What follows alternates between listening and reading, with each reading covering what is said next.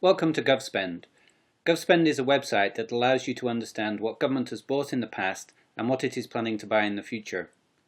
Our hope is that easy access to this information will encourage more organisations, particularly small and medium-sized enterprises, to become suppliers to the public sector. Let's take a look at how the service works. This is the home page for GovSpend. At the top of the page, we have the menu to access the different areas of GovSpend. Below the menu on the left are two boxes. The first is a quick link to the latest news for GovSpend. The second box contains a summary of the data held within GovSpend, and as you scroll down you will also find details of any recent updates and links back to the government websites from where we download the data that GovSpend analyses. So let's take a look at the first dataset, G-Cloud Spend. When you first click the G-Cloud Spend tab, you are shown a high-level summary of government spend using the G-Cloud framework. The search criteria is initially set to all products, all suppliers, and all clients. We'll come back to this to show you how to search later. Below the search boxes there is a table showing the spend by month and year, and a graph of that same data. Scrolling down the page provides a more detailed analysis. Firstly, by size of supplier, SME or non-SME. A SME in this case is an organisation, a small and medium-sized organisation with less than 250 people or a turnover of less than 50 million euros. As you can see, when this video was recorded in October 2014, 56% of the spend, almost £100 million, has been spent with SMEs so far in 2014. The next table shows a summary by lot or category of service. Lot 1 is infrastructure services, Lot 2 platform services, Lot 3 software as a service, and Lot 4 is specialist computing services, which is usually people. Scrolling down, we come to the last section of the page. This section shows detailed spend for customers, suppliers and products. By default, the data shown is for customers.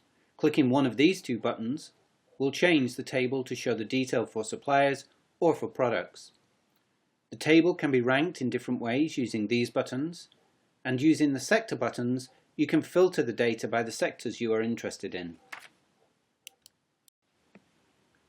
If you want to drill down into the data for a specific customer, supplier or product, there are a couple of ways you can do that. The quickest is just to click on the link in the table. So if I wanted to see more detail on what Cabinet Office has been buying, I can just click.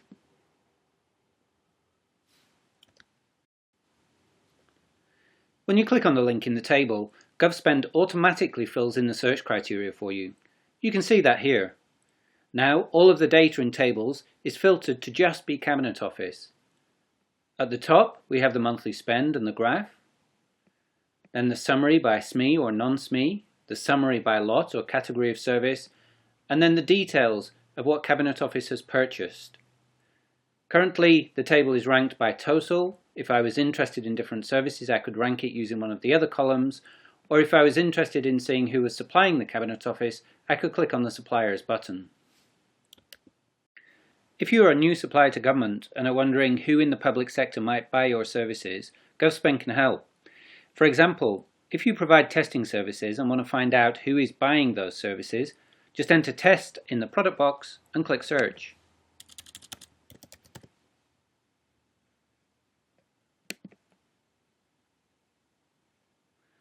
That will show you how much government is spending on testing services through the G-Cloud framework, and as you scroll down you will see who are the organisations that are buying those services and how much of those services they are buying.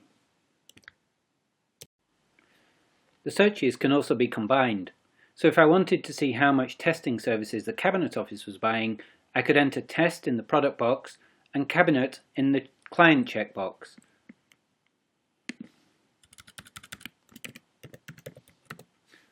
Clicking search gives me the answer. One of the really great features of GovSpend is that all of the searches are driven from the URL at the top of the screen. So if you want to share search results, just copy and paste the link into an email. If you run the same searches each month, just save the URL as a favorite or bookmark, and then you can run it easily every time you need it. That's it for the G-Cloud data. Let's now take a look at the spend pipeline.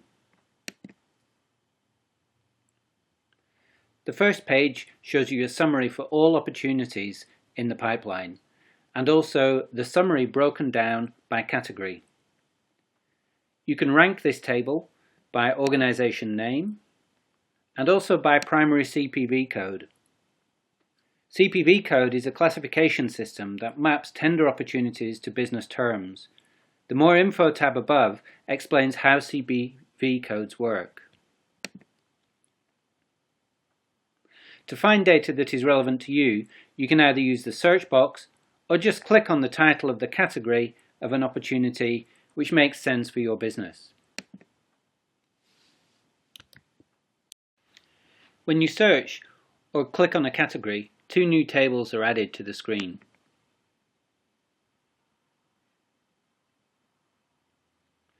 The first shows you all the tender opportunities that are expected in the next 6 months.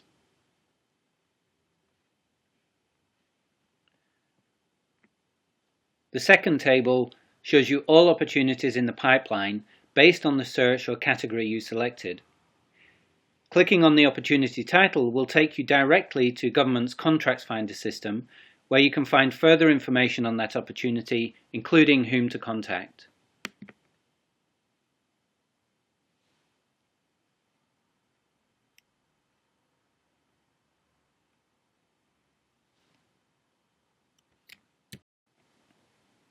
Well, that's it.